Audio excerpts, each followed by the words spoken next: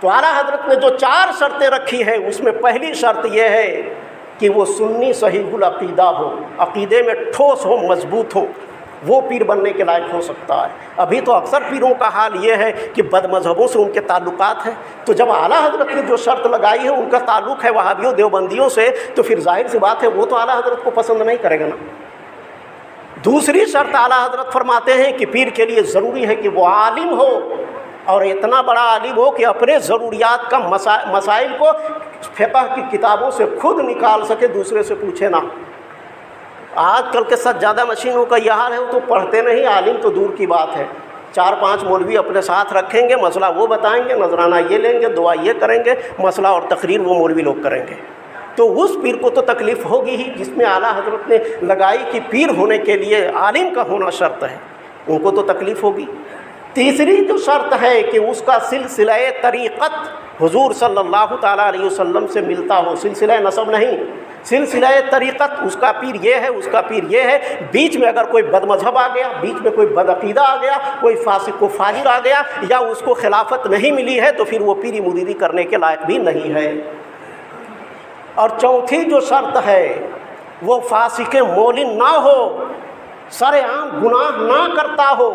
آج کل کے پیروں میں سے دیکھ لیجئے، کسی کے ایک مشت سے داڑھی کم ہے تو کوئی کالا خضاب لگا رہا ہے، کوئی عورتوں سے مل رہا ہے، فسق و فجور میں ڈوبا ہوا، پھر بھی پیر بنا ہوا ہے۔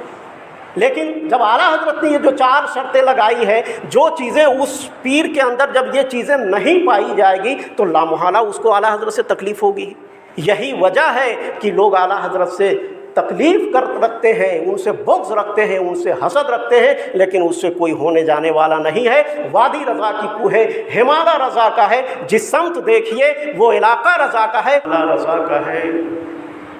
وادی رضا کی کوہ ہمالہ رضا کا ہے، جس سمت دیکھیے وہ علاقہ رضا کا ہے۔ اگلوں نے تو لکھا ہے بہت علم دین پر، لیکن جو کچھ ہے اس صدی میں وہ طرح رضا کا ہے۔ سب ان سے جلنے والوں کے گل ہو گئے چراغ، سب ان سے جلنے والوں کے گل ہو گئے چراغ، احمد رضا کی شمع فروزاں ہے آج بھی، احمد رضا کی شمع فروزاں ہے آج بھی۔ اللہ کے رسول سرور کائنات صلی اللہ تعالیٰ علیہ وسلم کا ارشاد پاک ہے، ان اللہ یبعث لہذہ الامۃ علی رأس کل 100 سنۃ من یجدد لہا دینہا۔ بے شک اللہ تعالیٰ ہر صدی کے سرے پر ایک شخص کو بھیجتا ہے، اور وہ دین میں جو خرابیاں ہو گئی ہو، دین میں جو گرد و غبار پڑ گئے ہو، اس گرد و غبار کو وہ صاف کرتا ہے۔ اب سوال یہ پیدا ہوتا ہے کہ دین میں خرابیاں پیدا کرنے والے وہ کون لوگ ہوتے ہیں؟ دین میں گرد و غبار ڈالنے والے کون ہوتے ہیں؟ دین میں خرافات پیدا کرنے والے کون ہوتے ہیں؟ تو وہ ہیں بدعمل علماء، نفس پرست صوفی، نام نہاد پیر، فاسق و فاجر امراء اور حکمران، جن کے بدعمالیوں سے دین میں جو گرد و غبار پڑ جاتا ہے، اس گرد و غبار کو صاف کر کے، مصفا کر کے، جو دین کا صحیح چہرہ دنیا کے سامنے پیش کرتا ہے، اسی کو مجدد کہا جاتا ہے۔ مجدد کے کچھ شرائط ہوتے ہیں، اس لیے کہ بغیر شرائط کے مجدد کا تعارف نہیں ہوگا، ورنہ ہر ایرے غیرے آدمی اپنے آپ کو مجدد کہنا شروع کر دیتا ہے، اور لوگ کہہ بھی رہے ہیں۔ اس لیے علماء کرام نے اس کے جو شرائط بیان کیے ہیں، اس میں پہلی شرط یہ ہے کہ وہ 2 صدی پائے گا، ایک صدی کا آخر اور دوسرے صدی کا شروعات، اور اس کے علم کا، ان کے کمال کا، ان کے فضل کا، ان کے دینی کارکردگی کا شہرہ پورے عالم میں، پورے ہندوستان میں اس طریقے سے، پورے علاقے میں اس طریقے سے پھیل جائے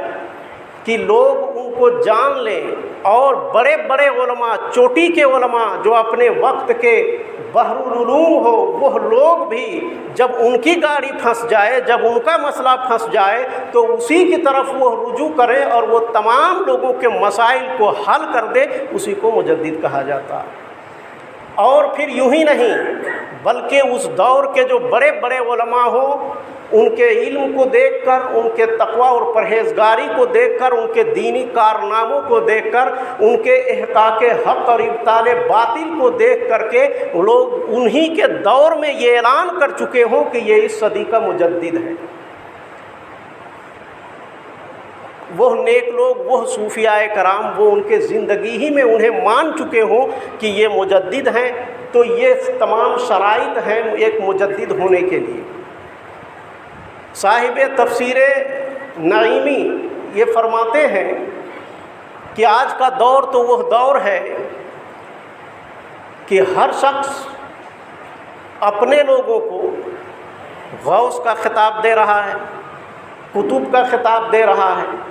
اقطاب کا خطاب دے رہا ہے، امام الاولیاء کا خطاب دے رہا ہے، اولیاء کل کا خطاب دے رہا ہے، فنا فی اللہ کا خطاب دے رہا ہے، فنا فی الرسول کا خطاب دے رہا ہے۔ یعنی جتنے بھی مجدد وقت، مجدد دوراں، مجدد رواں صدی، مجدد اعظم، یہاں تک کہ اپنے چاہنے والے علماء اور پیران اعظام کو ایسے ایسے القاب دے رہے ہیں کہ گویا کہ ان القاب کے ساتھ مذاق کیا جا رہا ہے۔ یہ صاحب تفسیر نعیمی علامہ احمد یار خان نعیمی فرماتے ہیں، اور ہو بھی رہا ہے کہ ہر سلسلے کا ایک الگ مجدد ہے، ہر جماعت کا ایک الگ مجدد ہے، ہر فرقے کا ایک الگ مجدد ہے، ہر جماعت کا ایک الگ مجدد ہے۔ تھوڑی سی شہرت کیا ہو گئی، دو چار کتابیں کیا لکھ دی، نیٹ وغیرہ پہ ان کی تقریریں کیا جاری ہو گئی، ان کے ماننے والوں نے، ان کے چاہنے والوں نے بسا اوقات کبھی خود اس نے مجدد ہونے کا اعلان کر دیا اور مجدد لکھا جانے لگا۔ شیخ الکل، فنا فی الرسول، عارف حقانی، قندیل نورانی، اپنے وقت کا غوث، اپنے وقت کا قطب، یہ سارے القاب و آداب لوگ لکھنے لگے اور اپنے پیروں کے نام کے آگے یہ سب القاب اور آداب لگانے لگے۔ ہر بلحوث نے حسن پرستی شعار کی، ہر بلحوث نے حسن پرستی شعار کی، اب آبروئے شیوائے اہل نظر گئی، اب آبروئے شیوائے اہل نظر گئی۔ تو مجدد جو ہوتا ہے اس کے تناظر میں اگر ہم دیکھتے ہیں اعلیٰ حضرت عظیم البرکت کی زندگی کو، ان کے خدمات کو، ان کے تصنیفات کو، ان کے جہاد بالقلم کو،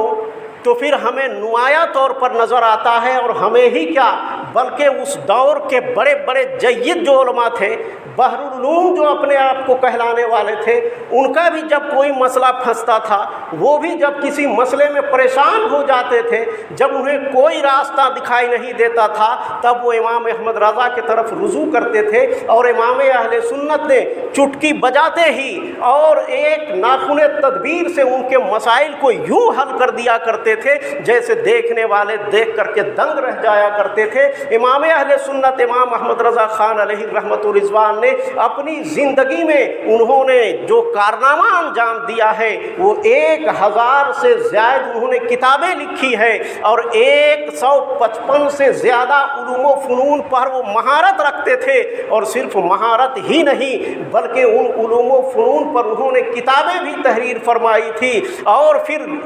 علماء کی ایک لشکر تیار کرتے ہیں، علماء کی ایک جماعت تیار کرتے ہیں، اور کوچے کوچے میں، گلی گلی میں، علاقے علاقے میں، شہر شہر میں بھیج کر کے دین کے خدمت ان کے سپرد کرتے ہیں۔ ان کے علمی فقاہت کو دیکھنا ہو، ان کے کتابوں کا مطالعہ کیا جائے، اگر ان کے علمی جلال کو دیکھنا ہے، ان کے تصنیفات کو دیکھا جائے، اگر ان کے علم کے تبحر علمی کو دیکھنا ہے تو ان کی کتابوں کو دیکھا جائے، لیکن اگر جو ان کی کتابوں निगाहों को नहीं देख सकता है, तो उन्होंने जो अपने अफराद को जो पैदा किए हैं, जो उलमा को उन्होंने तरबियत फरमाई है, उनके अगर इल्म फ़िक़्ह को देखना है तो सदरुश शरिया मौलाना अमजद अली आज़मी को देख लिया जाए। अगर उनके इल्म हदीस को देखना है तो मलिकुल उलमा अल्लामा ज़फ़रुद्दीन बिहारी को देख लिया जाए, मुहद्दिस आज़म कछोछवी को देख लिया जाए, मुहद्दिस आज़म पाकिस्तान को देख लिया जाए। अगर उनके तफसीरी कारनामों को देखना है तो सदरुल अफ़ाज़िल अल्लामा सैयद नईमुद्दीन मुरादाबादी को देख लिया जाए। और अगर उनके ज़िंदगी के हर पहलू को देखना है, उनके अगर जलाल को देखना है, उनके इल्मी लियाकत को देखना है, उनके हाजिर जवाबी को देखना है, उनकी इस्तिकामत को देखना है, उनके खिदमत दीन को देखना है, तो शेर बेश अहले सुन्नत मुनाज़िर आज़म इमामुल मुनाज़िरीन गैबुल मुनाफ़िक़ीन अबुल फ़तह उबैदुल रज़ा मौलाना हशमत अली ख़ान को देख लिया जाए, जो उन्होंने पूरी ज़िंदगी इलाके इलाके घूम करके मुनाजरा करके और बदमज़हबों के दांत खट्टे कर दिए और उनके दंदान शिकन इस तरीके से जवाब दिया कि हर तरफ से ये आवाज़ गूंज रही थी कि सगहूँ उबैद रज़वी गौसो रज़ा का, सगहूँ उबैद रज़वी गौसो रज़ा का, आगे से मेरे भागते हैं शेरे बबर भी, आगे से मेरे भागते हैं शेरे बबर। वादी रज़ा की कूहे हिमालय रज़ा का है, जिस समत देखिए वो इलाका रज़ा का है। अगलों ने तो लिखा है बहुत कुछ इल्म दीन पर, जो कुछ भी है इस सदी में वो तन्हा रज़ा का है। सब उनसे जलने वालों के गुल हो गए चिराग, अहमद रज़ा की शम्मा फरोज़ां है आज भी। आला हज़रत के ज़माने में वैसे फितने तो बहुत पहले से चले आ रहे थे। सुन्नत के ज़माने में वो तकरीबन 61 फितने जन्म ले चुके थे। जो 73 फ़िरक़े बताए गए थे वो तो थे ही, 61 या 161 फितने जन्म ले चुके थे। और उन तमाम फितनों के ख़िलाफ़ इमाम अहमद रज़ा ने जिहाद बिल कलम के ज़रिए उनके ख़िलाफ़ किताबें लिखी और अपने शागिर्दों को तैयार किया और इलाके में भेज करके उनसे दीन के कारनामे और दीन के खिदमत का अंजाम लिया। आला हज़रत की जब इल्मी शोहरत पूरे इलाके में फैल जाती है और मुल्क के कोने कोने में लोग जब उनके इल्म के एतबार से जब उन्हें जानने और पहचानने लगते हैं, तो जहाँ तक उनके इल्म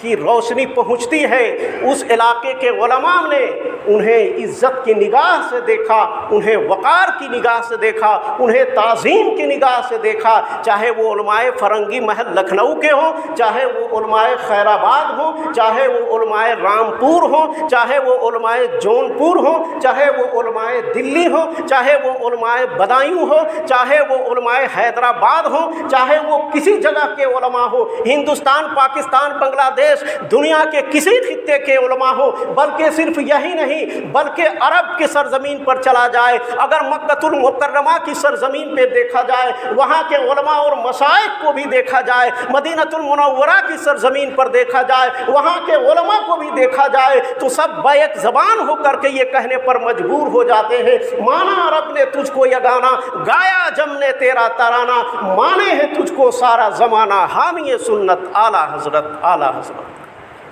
चीख पड़े चोटी के वहबड़े, फाड़ दिए सरे हरेक के जबड़े, खंजरे हक क्या खूब चलाया, हामी सुन्नत आला हज़रत। आँख वाले तेरे जलवों का तमाशा देखे, आँख वाले तेरे जलवों का तमाशा देखे, दीदाए कोर को आए नज़र क्या देखे।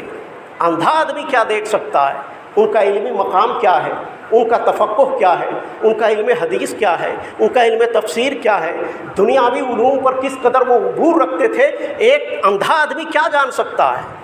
कुछ नहीं जान सकता है। वही हाल है तेरे जलवों का तमाशा देखे, आँख वाले तेरे जलवों का तमाशा देखे, दीदाए कोर को नज़र आए क्या देखे। तमाम उस वक्त के उलमा और मशाइख ने इमाम अहले सुन्नत को अपने निगाहों में सर का ताज बना करके रखा, इज़्ज़त की निगाह से देखा, और दुनिया के किसी भी खित्ते में कोई भी सवाल पैदा हो, चाहे दीन का हो या दुनिया का हो, साइंस का हो, मेडिकल का हो, फ़िक़्ह का हो, उसूल का हो, तफसीर का हो, इल्म हदीस का हो, उसूल हदीस का हो, हयात का हो, हिंदसा का हो, इल्म रियाज़ियात का हो या फल्कियात का हो या अरबियात का हो, दुनिया के कोई भी उलूम हो, किसी तरह का कोई मामला हो, अगर कोई भी माहिर तबियात अगर कोई उसमें फंसता था, वो रुजू करता था इमाम अहमद रज़ा की तरफ, और इमाम अहमद रज़ा کا جب قلم چلتا تھا تو چاہے وہ کوئی بھی علوم ہو ان کے اس طریقے سے دریا بہاتے تھے کہ دیکھنے والے آش کہنے لگتے تھے اور یہ کہنے پر مجبور ہو جایا کرتے تھے ملک سخن کی شاہی تم کو رضا مسلم، ملک سخن کی شاہی تم کو رضا مسلم، جس سمت آ گئے ہو سکے بٹھا دیے۔ یہ شان ہے امام احمد رضا اعلیٰ حضرت کا۔ لیکن جب پھر امام احمد رضا نے جب اپنی تجدیدی کارناموں کا جب آغاز کیا، مسند مجددیت پر جب بیٹھ کر کے معاشرے کو نظر سے دیکھا اور معاشرے کی برائیوں کو جب دیکھا تو پھر اس کے خلاف انہوں نے قلم چلانا شروع کیا، بدعقیدگوں کے خلاف لکھنا شروع کیا، بد مذہبوں کے خلاف لکھنا شروع کیا، صلح کلیوں کے خلاف لکھنا شروع کیا، سجادہ نشین جو بیٹھے ہوئے تھے اور ایک مشت سے کم داڑھی رکھ کر کے لوگوں کو گمراہ کر رہے تھے ان لوگوں کے خلاف لکھنا شروع کیا، کالا خضاب لگا کر کے بڑھاپے میں جو جوانی کا مزہ لوٹنے کے لیے اپنے اپنے درگاہوں پر بیٹھ کر کے لوگوں کو گمراہ کرنا چاہتے تھے ان لوگوں کے خلاف لکھنا شروع کیا۔ عرس کے نام پر، صاحب عرس کے نام پر، قوالی کے نام پر، ڈھول کے تھاپ پر اور سارنگیوں کے ساز کے سائے میں بیٹھ کر کے جو لوگ عیش و عشرت کی محفلیں گرم کرتے تھے، رقص و سرور کی محفلیں گرم کرتے تھے، ان لوگوں کے خلاف لکھنا شروع کیا۔ جو عورتوں کو بے پردہ ملنے والے پیر تھے ان کے خلاف لکھنا شروع کیا۔ وہ خانقاہی لوگ جن کا دین سے تعلق نہیں تھا، جو رنگ برنگے کپڑوں میں تصوف کو تلاش کر رہے تھے، 5 4 انگوٹھیاں، دونوں ہاتھ میں 4 انگوٹھی پہن کر کے اور اپنے آپ کو ولی اور بابا اور پیر اور فقیر ثابت کرنا چاہ رہے تھے، ان کے خلاف اعلیٰ حضرت نے قلم اٹھائی تھی۔ اسی لیے کسی نے کہا تھا ناصحہ مت کر نصیحت دل میرا گھبرائے ہے، ناصحہ مت کر نصیحت دل میرا گھبرائے ہے، اس کو دشمن جانتا ہوں جو مجھے سمجھائے ہے، اس کو دشمن جانتا ہوں جو مجھے سمجھائے ہے۔ یہ تمام چیزوں کے خلاف، یہ ساری برائیوں جب یہ ماحول اور اس معاشرے میں جب پنپ رہی تھی، اعلیٰ حضرت نے قلم اٹھا کر کے کبھی بدعقیدگوں کے خلاف قلم چلا رہے تھے، کبھی صلح کلیوں کے خلاف قلم چلا رہے تھے، کبھی جاہلوں اور خرافات پھیلانے والے پیروں کے خلاف جب قلم چلا رہے تھے۔ تو ظاہر سی بات ہے، یہ سوچنے سمجھنے والی بات ہے، ٹھنڈے دماغ سے سوچنے والی بات ہے کہ جو آدمی ایک مشت داڑھی نہ رکھتا ہو اور خلافت کے کرسی پر بیٹھ کر کے پیری مریدی کا بازار چلا رہا ہو، وہ تو اعلیٰ حضرت کو پسند نہیں کر سکتا ہے نا۔ جو کالا خضاب لگا کر کے لوگوں کو گمراہ کرنا چاہ رہا ہو، پیری مریدی کا جال بچھائے ہوئے ہو، اس کے نگاہ میں تو اعلیٰ حضرت کی عزت اور وقار نہیں آئے گی نا۔ اور یہ سارے مسائل، چاہے وہ داڑھی کے مسائل ہو یا خضاب کے مسائل ہو، اعلیٰ حضرت نے اپنے باپ کے گھر سے نہیں بلکہ قرآن پاک اور رسول پاک کی احادیث کی روشنی میں لکھی ہے۔ خضاب کے خلاف اعلیٰ حضرت نے جو فتویٰ دیا ہے اس میں 16 حدیثوں کے ذریعے یہ ثابت کیا ہے کہ کالا خضاب لگانا مردوں کے لیے، خواہ وہ عورتیں ہو، جہاد کے علاوہ یہ حرام ہے، حرام ہے، حرام ہے۔ تو جو آدمی خضاب لگاتا ہو وہ تو اعلیٰ حضرت کو پسند نہیں کرے گا نا، اس کے نگاہ میں اعلیٰ حضرت کی تو کوئی حیثیت نہیں ہوگی، اس لیے کہ اس کے خلاف فتویٰ جاری ہو رہا ہے۔ وہ پیر جو قوالی کے نام پر بیٹھ کر کے خود تماشا دیکھ رہا ہو، ڈھول کی تھاپ پر موج و مستیاں کر رہا ہو اور پیسے اڑا رہا ہو، تو وہ پیر تو اعلیٰ حضرت کو اچھا نہیں لگے گا نا، اس کے نگاہ میں اعلیٰ حضرت کو تو وہ پسند نہیں کرے گا نا۔ جن مزارات پر عورتوں کی بھیڑ ہوتی ہے، مردوں کی بھیڑ ہوتی ہے، لوگوں کا اختلاط ہوتا ہے، مل جل کر کے لوگ رہتے ہیں، وہاں چادریں چڑھاتے ہیں اور نذرانے عورتوں سے زیادہ جاتی ہے، چادریں عورتیں زیادہ چڑھاتی ہے۔ جب اعلیٰ حضرت نے یہ سب لکھا تو اس پیر کو تو یہ پسند نہیں ہوگا نا کہ کوئی ہمارے درگاہ کے خلاف بولے، جو ہمارے چندے آ رہے ہیں وہ بند ہو جائیں گے۔ जो चादरें चढ़ रही है वो बंद हो जाएंगे। इसलिए उन्होंने अपने गर्दन से आला हजरत के मसलक का पट्टा निकाल करके फेंक दिया, मसलक के आला हजरत को अपने दिलो दिमाग से निकाल करके परे कर दिया और उसने कहा कि हम आला हजरत को मानने वाले नहीं हैं, हमसे उनका कोई ताल्लुक नहीं है, हम जो हमारा जो रिवाज चल रहा है, हम जो लोगों को गुमराह करते फिर रहे हैं, हम जो लोगों को राह रात से भटका रहे हैं, अपना पेट पाल रहे हैं, अपनी ज़मीन खरीद रहे हैं, अपने महल्लात तामीर कर रहे हैं, जो सुलूक का रास्ता, विलायत का जो रास्ता है, ये अल्लाह से मिलाने का जो रास्ता था, ये अल्लाह के सुपुर्द करने का जो रास्ता था, दुनिया से बेरगबती करने का जो रास्ता था, उन लोगों ने तमाम चीज़ों को छोड़ करके अपना मुरीद बना लिया था। जो कुछ है मैं हूँ, नजराना मेरे बारगाह में पेश करो और चादरें हमारे दरगाहों पर पेश करो। आखिर उन पीरों के आंखों में आला हजरत तो खटकना तय है, उनको तो तकलीफ होगी ही आला हजरत से। यही वजह है कि ऐसे लोग जो 2 नंबर के पीरी मुरीदी करते हैं, 2 नंबर के सूफी कहलाते हैं, 2 नंबर के मौलवी कहलाते हैं, 2 नंबर के पीर कहलाते हैं, वो आला हजरत को मानने के लिए तैयार नहीं है। इसलिए कि आला हजरत ने दीन की जो बातें डंके की चोट पर पेश की है, न किसी के इज्जत और मकाम का एतबार किया है, बल्कि जो दीन का मसला था, जो कुरान और हदीस के पैगाम थे, उसको दीन के सामने वाज़ेह तौर पर पेश किया। और जो लोग उसको राजी थे उस चीज़ों पर, उन लोगों ने इमाम अहले सुन्नत को दूर कर दिया, उनसे बुग़्ज़ रखने लगे, उनसे हसद करने लगे और उनसे दुश्मनी मोल लेने लगे। और हर इलाके से जिनकी ये फितरत थी, बरसाती मेढक की तरह निकलने लगे और आए बाएं शाएं इमाम अहले सुन्नत के ख़िलाफ़ बोलने लगे। लेकिन इकबाल ने पहले ही कहा था कि घर पीर का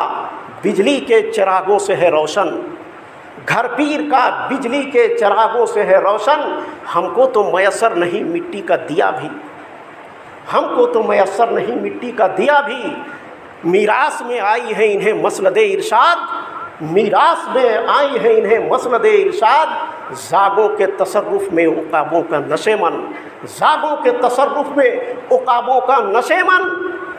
और कुम बेइज़्निल्लाह कहने वाले थे जो रुखसत हो गए, कुम बेइज़्निल्लाह कहने वाले थे जो रुखसत हो गए, खानकाहों में मुजावर रह गए या गोरकन, खानकाहों में मुजावर रह गए या गोरकन। हर वो शख्स जो दीन को अपने नफ्स के एतबार से चलाना चाहता है, दीन को मनमानी एतबार से चलाना चाहता है, दीन को दुनियावी एतबार से चलाना चाहता है, उसे आला हज़रत से तकलीफ़ होगी और ज़रूर होगी। और ऐसे ही लोगों के लिए इमाम अहले सुन्नत ने कहा था, वो रज़ा के नेज़े की मार है कि अदू के सीने में गार है, किसी चारा जोई का वार है कि ये वार वार से पार है। आला हज़रत ने जो पीर होने के लिए जो 4 शर्तें रखी थी, लोगों को उससे भी परेशानी है। गौस पाक के यहाँ चाहिए तो 20 शर्तें हैं, 24 शर्तें हैं, ख्वाजा गरीब नवाज़ के यहाँ 20 शर्तें हैं, सिलसिले नक्शबंदिया के यहाँ 15 शर्तें हैं। लेकिन उन शराइत को आदमी कौन जानता है? पढ़ने से तो लोगों को दूर दूर का वास्ता नहीं है। और वो पीर अपने बच्चे को क्यों पढ़ाएगा भाई, जिनको बचपन ही में उनके मुरीद उसका हाथ पैर चूमते हो, उसके हाथों में नजराना देते हो, उसको पढ़ने की ज़रूरत क्या है? पढ़े लिखे ना पढ़े, तकवा शियारी हो ना हो, इल्म हो या ना हो, मरने के बाद तो उसको सज्जादा नशीब बनना ही है। क्यों पढ़ेगा वो, क्यों तालीम हासिल करेगा, क्या ज़रूरत पड़ी है? यही वजह है कि चूँकि खानकाहों के निज़ाम जो पहले था दिल की सफाई करने का मामला था, अब दिल के सफाई करने का मामला नहीं बल्कि माल साफ़ करने का मामला हो गया। पहले के जो पीर थे वो अपने बच्चों को खिलाफत कम देते थे, दूसरे को खिलाफत ज़्यादा देते थे ताकि दीन का काम कर सके। अब पीरों को देख लीजिए, इल्ला माशाअल्लाह कहीं कहीं ऐसा है, वरना अक्सर व बेशतर पीरों का ये हाल है कि अपने ही ख़ानदान में पीरी मुरीदी चलते रहे और जो नजराने आते रहे, घर और द्वार मेरा चलता रहे, बैंक बैलेंस बनते रहे, ये सब मेरे होते रहे, खाने पकाने का एक ज़रिया बन गया है। इल्ला माशाअल्लाह सबकी बात नहीं है। तो आला हज़रत ने जो 4 शर्तें रखी है, उसमें पहली शर्त यह है कि वो सुन्नी सहीहुल अक़ीदा हो, अक़ीदे में ठोस हो, मजबूत हो, वो पीर बनने के लायक हो सकता है। अभी तो अक्सर पीरों का हाल ये है कि बदमज़हबों से उनके ताल्लुकात हैं। तो जब आला हज़रत ने जो शर्त लगाई है उनका ताल्लुक़ है वहाबियों देवबंदियों से, तो फिर जाहिर सी बात है वो तो आला हज़रत को पसंद नहीं करेगा ना।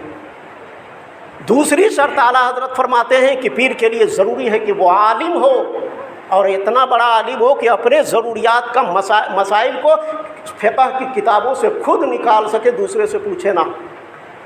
आजकल के सज्जादा नशीनों का यह हाल है, वो तो पढ़ते नहीं, आलिम तो दूर की बात है। 4-5 मौलवी अपने साथ रखेंगे, मसला वो बताएंगे, नजराना ये लेंगे, दुआ ये करेंगे, मसला और तकरीर वो मौलवी लोग करेंगे।